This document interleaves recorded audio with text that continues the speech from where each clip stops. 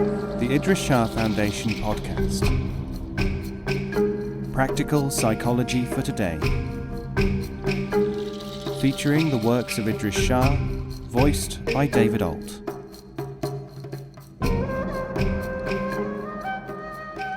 Welcome to the Idries Shah Foundation podcast. In this edition of the podcast, we will hear selections from The Sufis by Idries Shah. This audio has been made available by the Idries Shah Foundation. The Coalmen. How can the essence which itself has not found the giver of being?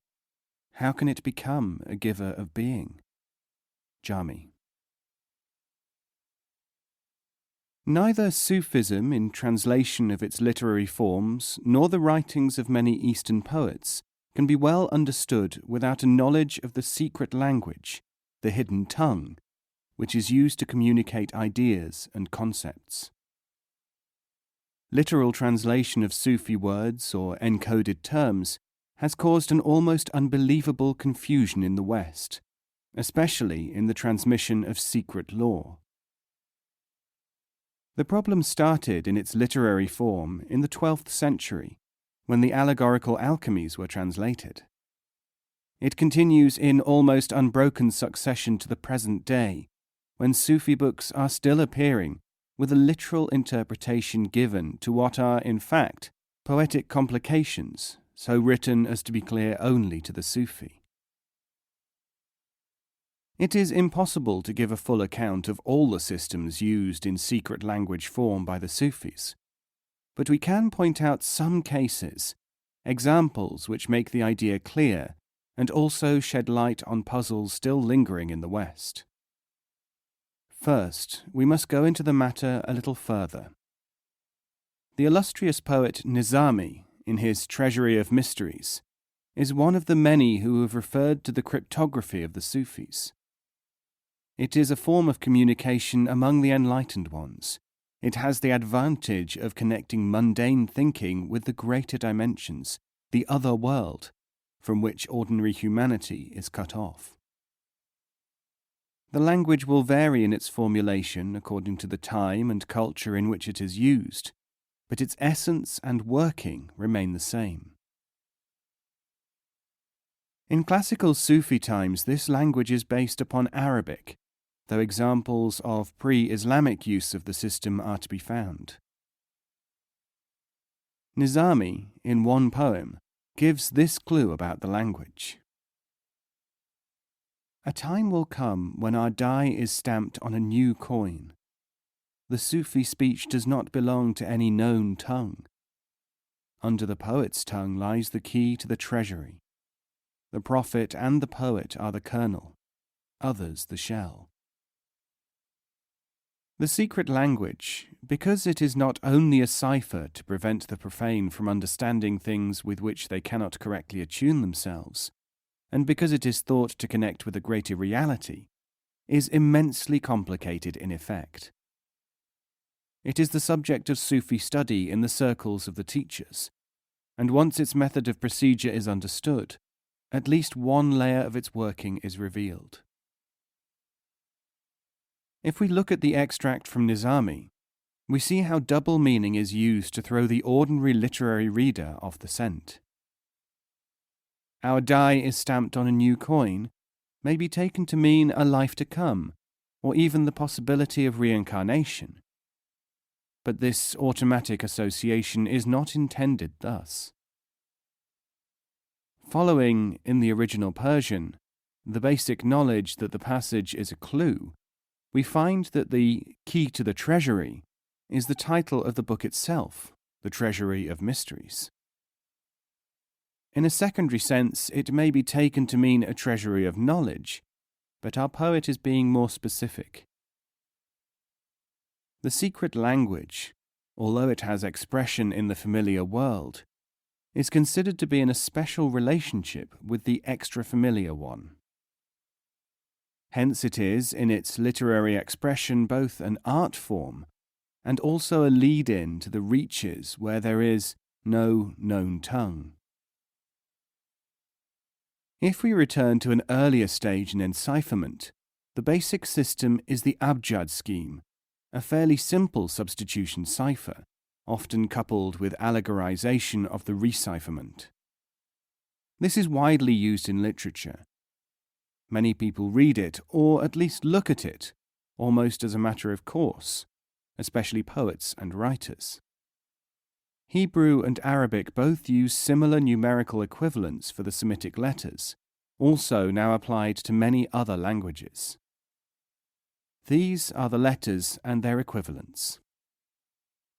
Alif, 1, Ba, 2, Jim, 3, Dal, 4, Ha, 5, Waw, 6, Zed, 7, double H, 8, double T, 9, Ya, 10, Kaf, 20, Lam, 30, Mim, 40, Nun, 50, Sin, 60, Ain, 70, Fa, 80, SD, 90, Kaf, 100, A, 200, Sh, 300, T, 400, Th, 500, Ch, 600, DZ, 700,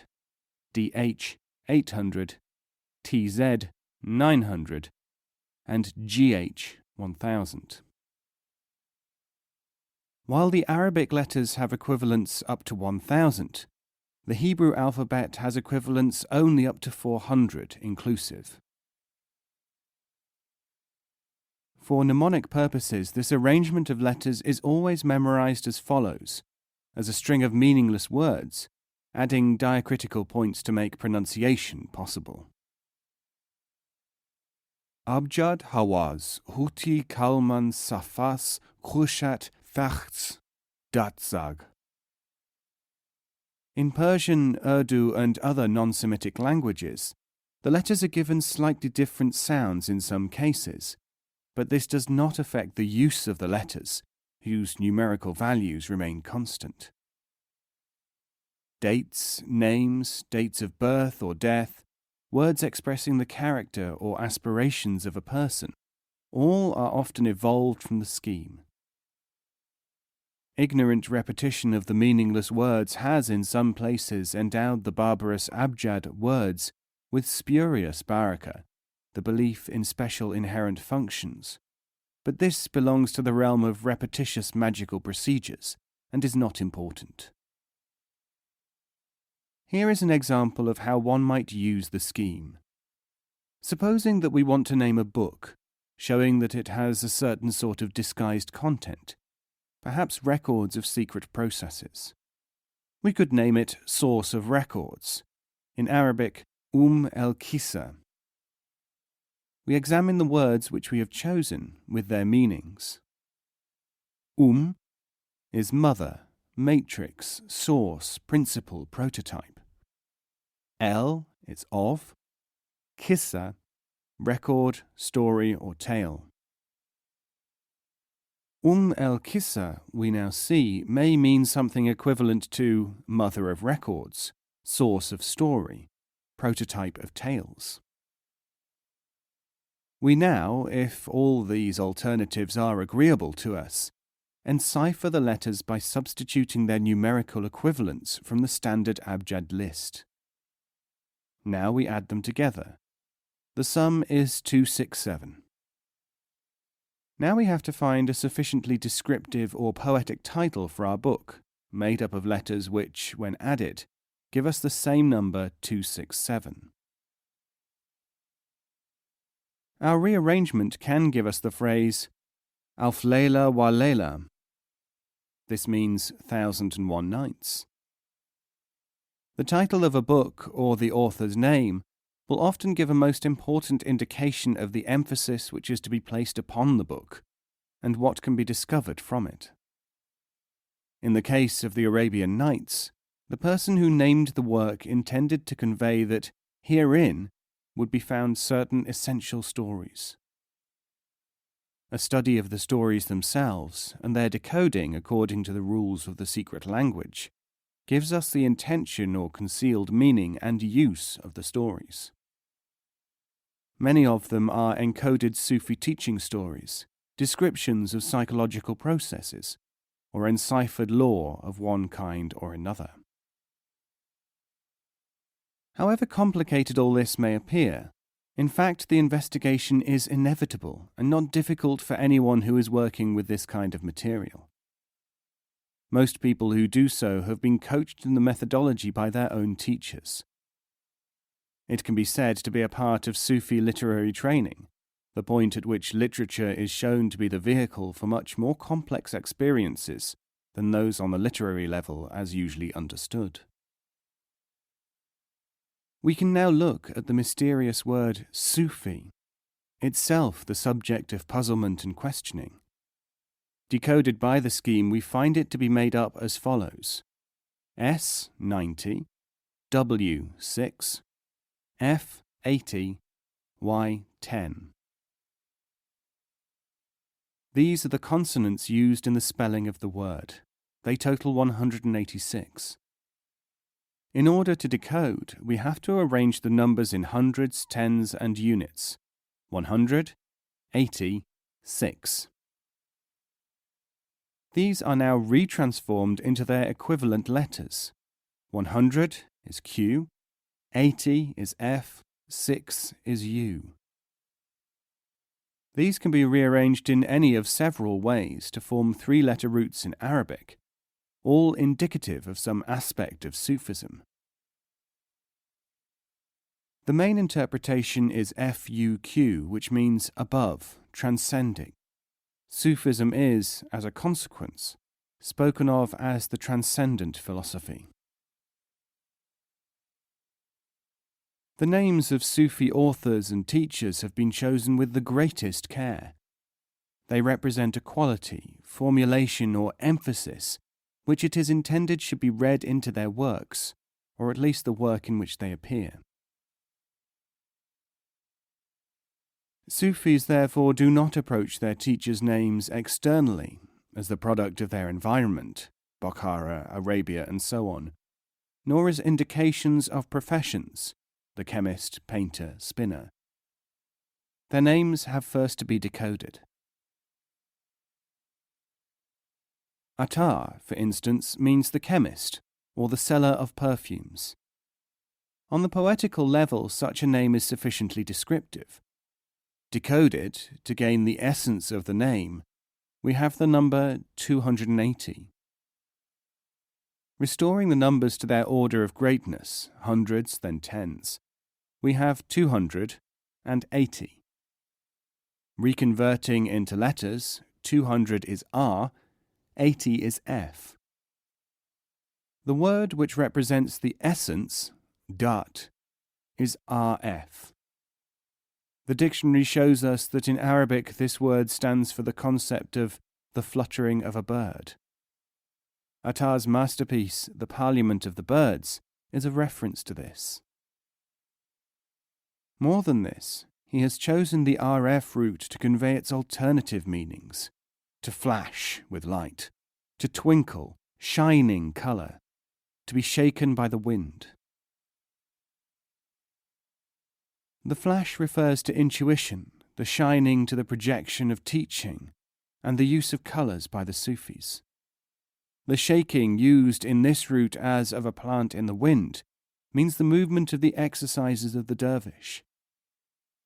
Attar further chooses the plant allegory because Sufism is of a growing, adaptive, organic and necessary nature, according to its followers. The wind which is taken as shaking the plant is the divine wind, the impalpable force which is known by its effect on the plant as much as by anything else. Shams of Tabriz, the inspirer of some of Rumi's poetry and at one time his associate, is a mysterious figure to the externalist.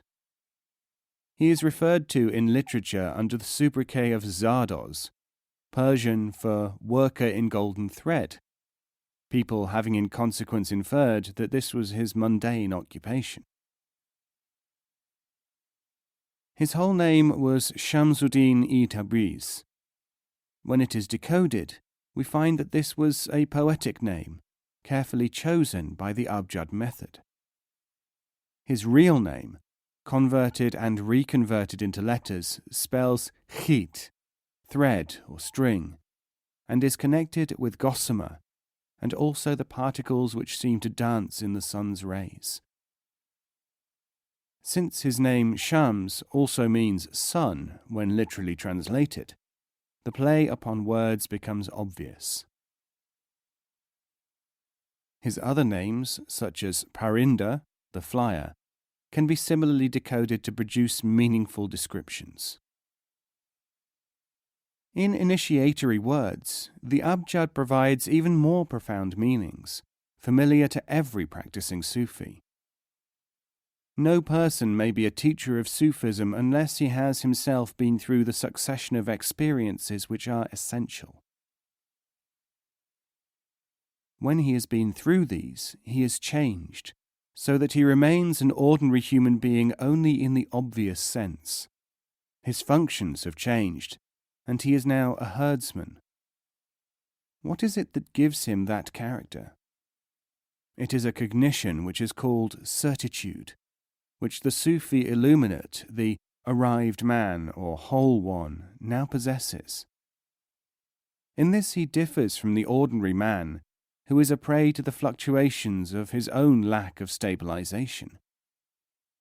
This is expressed in the derivations of the word for certitude.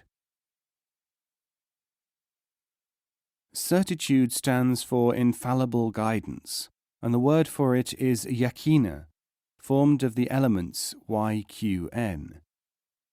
These are transposed into 160, split again into 100 and 60, reconverted into QSS.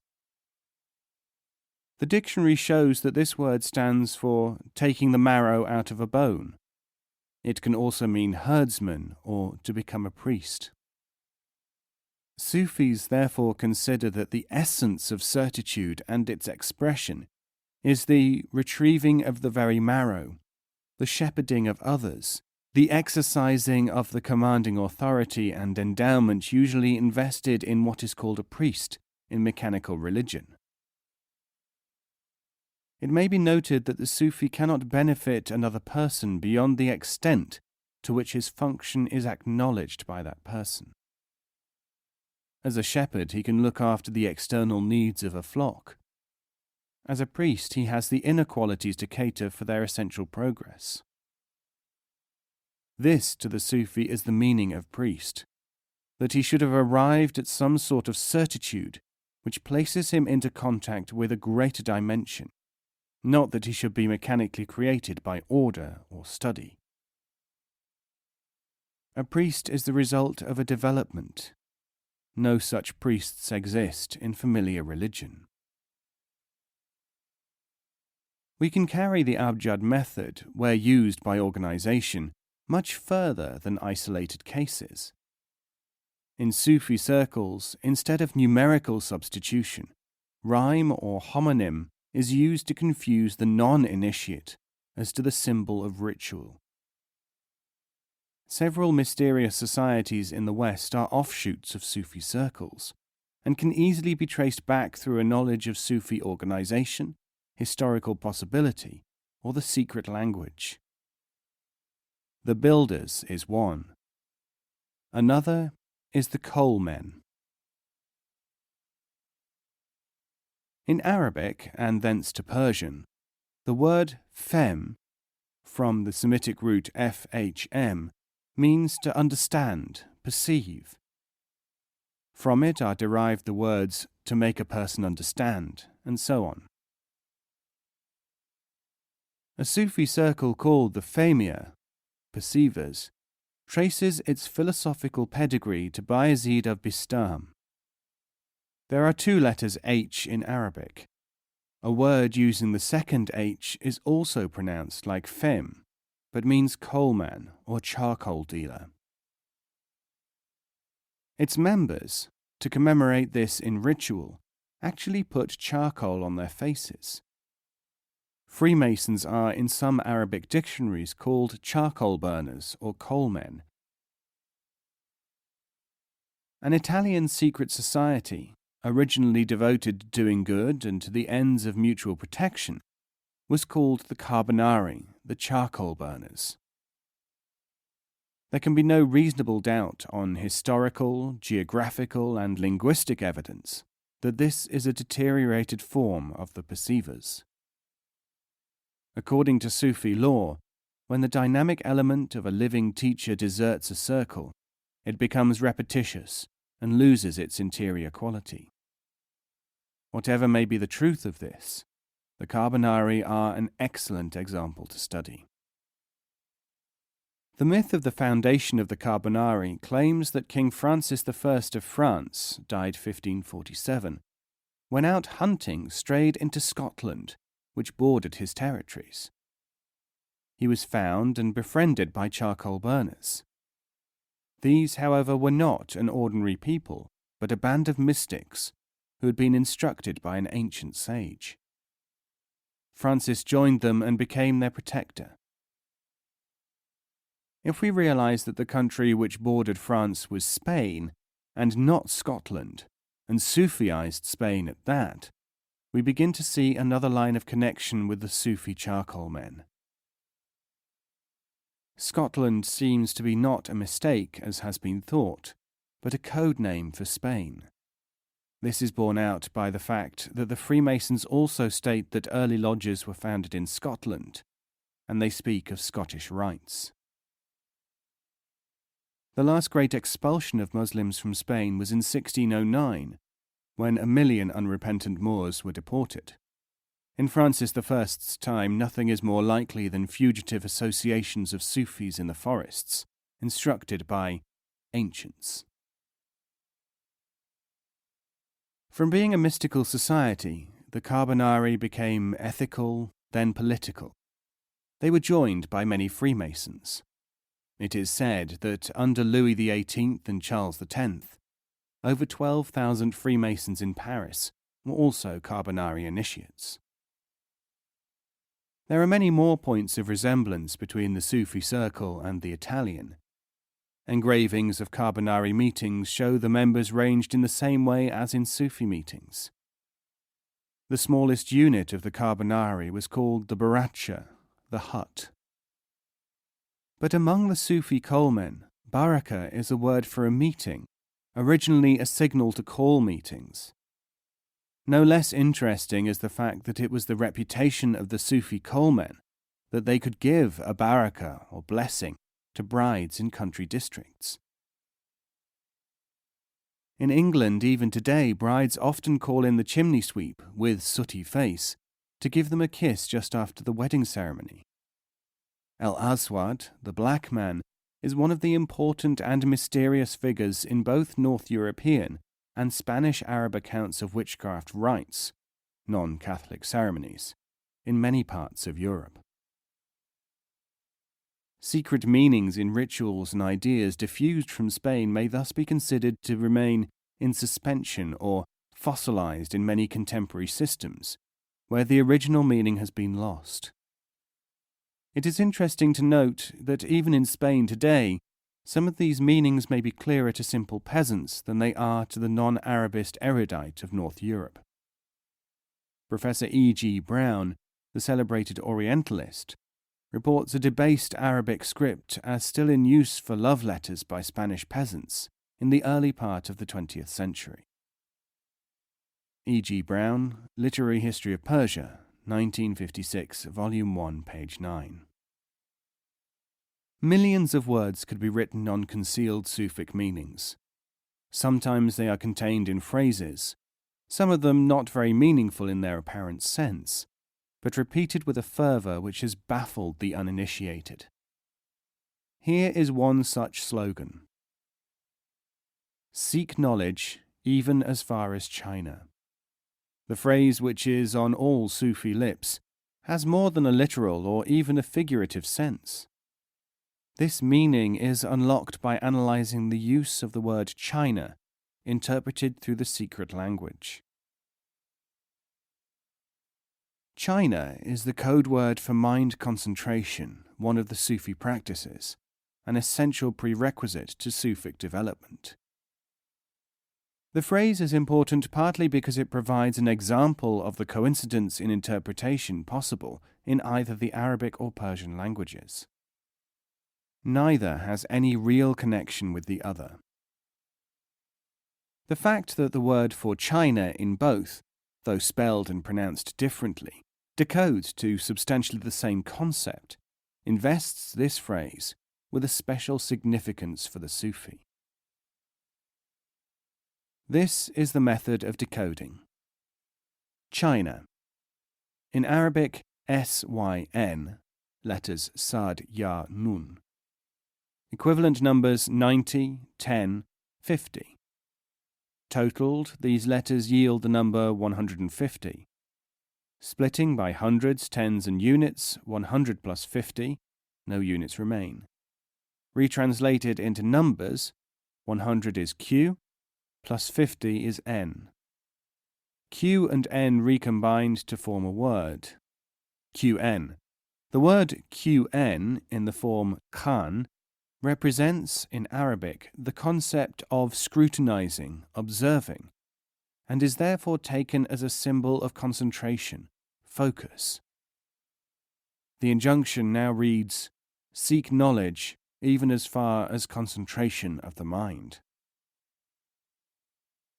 China, in Persian CHYN, letters Che, Ya, Nun, equivalent numbers 3, 10, 50.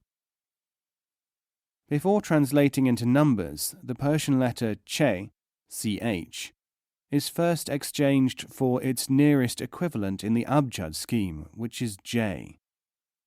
The three sums totaled, 3 plus 10 plus 50 is 63. Separated into tens and units, 60 plus 3. These numbers retranslated into letters, 60 equals Sin, 3 equals Jim. The word we now have to determine is a combination of S and J. SJ, pronounced Saj, means to plaster or coat as with clay. Reverse the order of the letters, a permissible change, one of very few allowed by the rules. We have the word JS. The word is pronounced Jus. This means to inquire after a thing, to scrutinize hidden things, to ascertain news. This is the root of the word for espionage, and hence the Sufi is called the spy of the heart. To the Sufi, the scrutinization for the purpose of ascertaining hidden things is an equivalent, poetically speaking, with the motive for concentrating the mind. In their official documents, and in referring to one another, the Carbonari always use the term good cousins. This is an interesting example of translation from Arabic, and also of the transposing of Semitic roots through alliteration into another language, in this case, Italian. Good cousin in Arabic is the same word which is used of the ancient Sufis mentioned in the Quran, the Muqarribin, the near ones, close kindred. The Semitic radical QRB, from which the word is derived, is cleverly perpetuated in the first syllable of the Italian word carbonari, the KRB sound. There are many other resemblances of this kind in this and other usages of initiatory societies, most of which must remain concealed from outsiders, since they are still in use.